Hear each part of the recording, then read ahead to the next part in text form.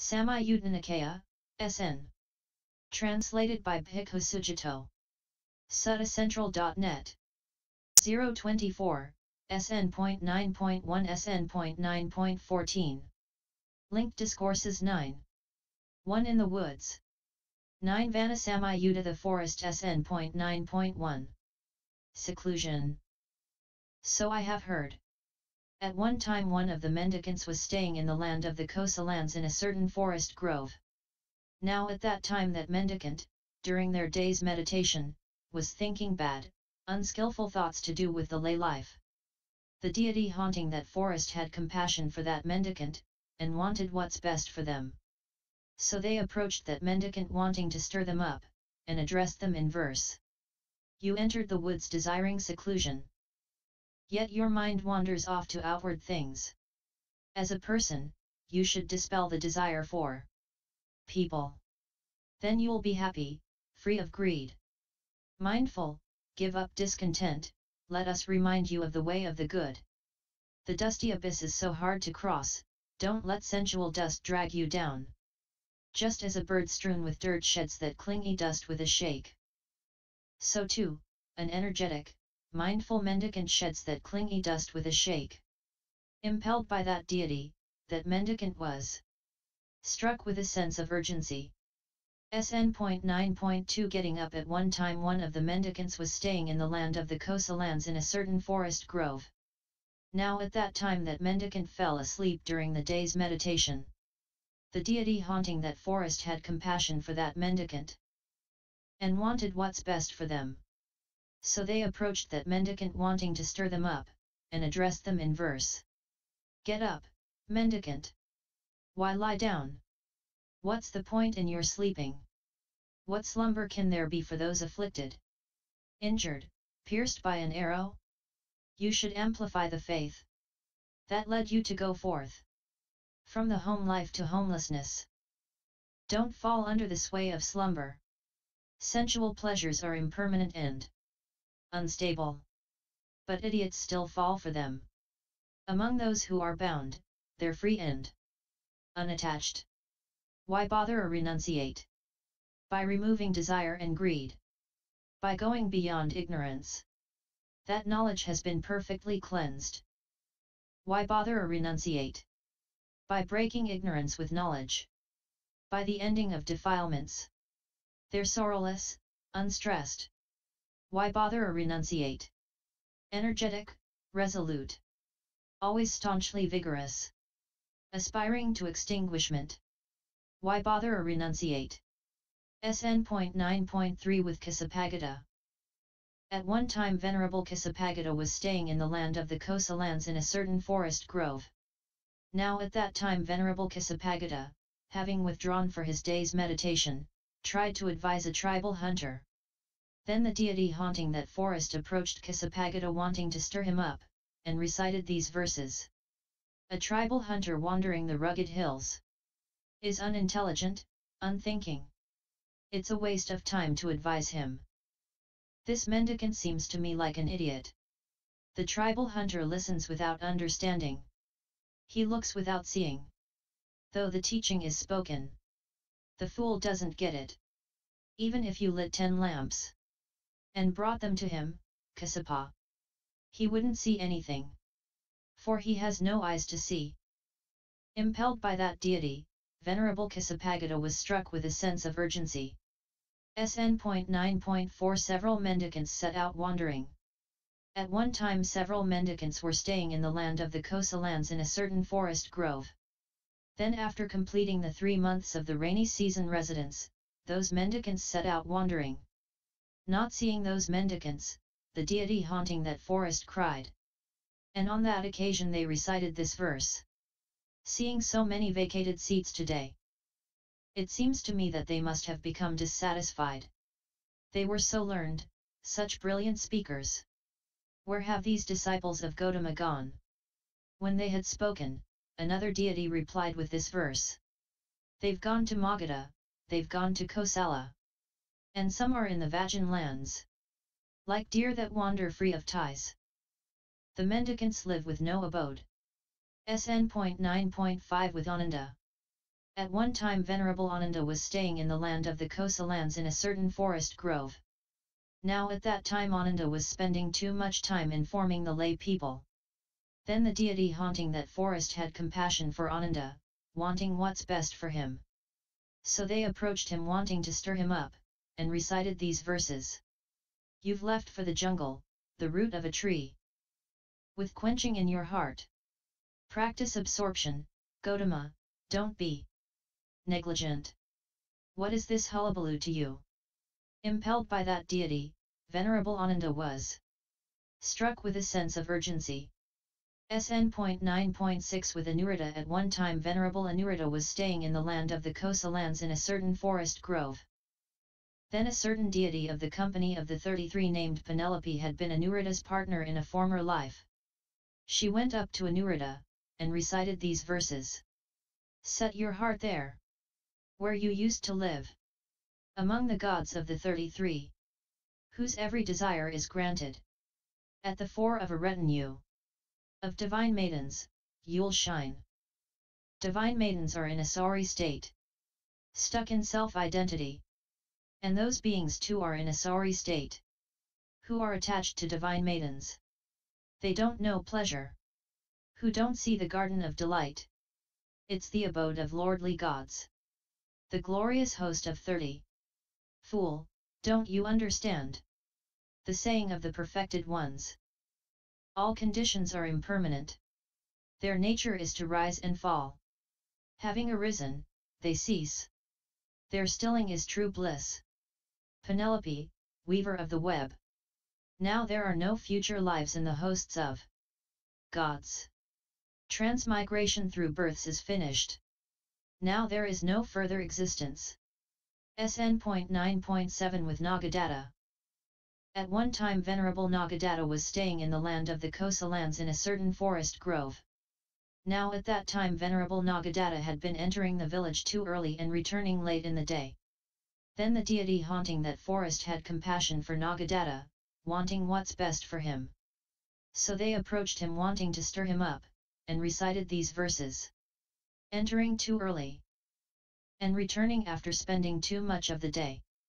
Nagadatta socializes with lay people, sharing their joys and sorrows. I'm afraid for Nagadatta, he's so reckless in his attachment to families. May he not come under the King of Death's power, under the sway of the Terminator. Impelled by that deity, Venerable Nagadatta was struck with a sense of urgency. SN.9.8 The mistress of the house. At one time one of the monks was staying in the land of the Kosa lands in a certain forest grove. Now at that time that monk had become too closely involved in the affairs of a certain family. The deity haunting that forest had compassion for that monk, wanting what's best for him. So, wanting to stir him up, they manifested in the appearance of the mistress of that family. Approached the monk, and addressed him in verse. On the banks of the rivers and in the guest houses, in meeting halls and highways, people come together and gossip. What's going on between you and me? There are lots of annoying sounds that an austere ascetic must endure. But they mustn't be dismayed by that, for that's not what defile you. If you're startled by every little sound, like a wind deer in the wood, they'll call you flighty-minded, and your practice won't succeed. SN.9.9 A Vajji. At one time a certain Vajjan mendicant was staying near Vasali in a certain forest grove. Now at that time the Vajjis were holding an all-night event in Vasali. Then that mendicant, groaning at the noise of musical instruments being beaten and played, on that occasion recited this verse. We dwell alone in the wilderness, like a cast-off log in the forest. On a night like this, who's worse off than me? The deity haunting that forest had compassion for that mendicant, and wanted what's best for them. So they approached that mendicant wanting to stir them up, and addressed them in verse. You dwell alone in the wilderness, like a cast-off log in the forest. Lots of people are jealous of you, like beings in hell of those going to heaven. Impelled by that deity, that mendicant was struck with a sense of urgency. SN.9.10 Recitation. At one time one of the mendicants was staying in the land of the Kosa lands in a certain forest grove. Now at that time that mendicant had previously been spending too much time in recitation. But some time later they adhered to passivity and silence. Not hearing the teaching, the deity haunting that forest approached that mendicant, and addressed them in verse. Mendicant, why don't you recite passages of the teaching? Living together with other mendicants? When you hear the teaching, confidence grows, and the reciter is praised in the present life. I used to be enthusiastic about passages of the teaching, so long as I'd not realized dispassion. But then I realized dispassion, which the good call the laying to rest by completely understanding whatever is seen, heard, and thought. SN.9.11 Unskillful thoughts. At one time one of the mendicants was staying in the land of the Kosa lands in a certain forest grove. Now at that time that mendicant, during their day's meditation, was thinking bad, unskillful thoughts, that is, sensual, malicious, and cruel thoughts. The deity haunting that forest had compassion for that mendicant, and wanted what's best for them. So they approached that mendicant wanting to stir them up, and addressed them in verse. Because of improper attention, you're consumed by your thoughts. When you've given up irrationality, make sure your thoughts are rational. Thinking about the teacher, the teaching, the Sangha, and your own ethics.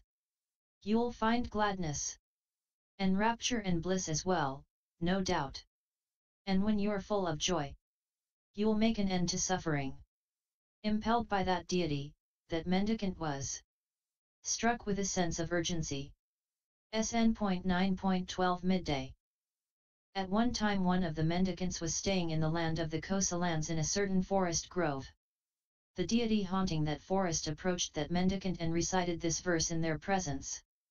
In the still of high noon, when the birds have settled down, the formidable jungle whispers to itself. That seems so scary to me. In the still of high noon, when the birds have settled down, the formidable jungle whispers to itself. That seems so delightful to me. SN.9.13 Undisciplined faculties. Now at that time several mendicants were staying in the Kosalan lands in a certain forest grove. They were restless, insolent, fickle, gossipy, loose-tongued, unmindful, lacking situational awareness and immersion, with straying minds and undisciplined faculties. The deity haunting that forest had compassion for those mendicants, and wanted what's best for them. So they approached those mendicants wanting to stir them up, and addressed them in verse. The mendicants used to live happily as disciples of Gautama. Desireless they sought alms. Desireless they used their lodgings. Knowing that the world was impermanent, they made an end of suffering. But now they've made themselves hard to look after, like chiefs in a village. They eat and then lie down, unconscious in the homes of others. Having raised my joined palms to the Sangha, I speak here only about certain people. They're rejects, with no protector, just like those who have passed away. I'm speaking about those who live negligently. To those who live diligently, I pay homage. Impelled by that deity, those mendicants were struck with a sense of urgency. SN.9.14 The Thief of Scent. At one time one of the mendicants was staying in the land of the Kosa lands in a certain forest grove. Now at that time, after the meal, on their return from alms round, that mendicant plunged into a lotus pond and sniffed a pink lotus. The deity haunting that forest had compassion for that mendicant, and wanted what's best for them. So they approached that mendicant wanting to stir them up, and addressed them in verse. This water flower has not been given. When you sniff it, this is one factor of theft. Good sir, you are a thief of scent. I do not take, nor do I break. I sniff the water flower from afar. So based on what evidence do you call me a thief of scent? Why don't you accuse someone who does such vandalizing as digging up the roots or breaking off the flowers? I have nothing to say. To a person who is a crude vandal, soiled like a used nappy, you're the one who deserves to be spoken to. To the man who has not a blemish, who is always seeking purity, even a hair-tip of evil seems as big as a cloud. Indeed, O Spirit, you understand me, and you empathize with me. Please speak to me again. Whenever you see something like this, I'm no dependent of yours, nor am I your servant. You yourself should know, mendicant, the way that leads to a good place. Impelled by that deity, that mendicant was struck with a sense of urgency. The linked discourses in the forest are completed. End SN.9.24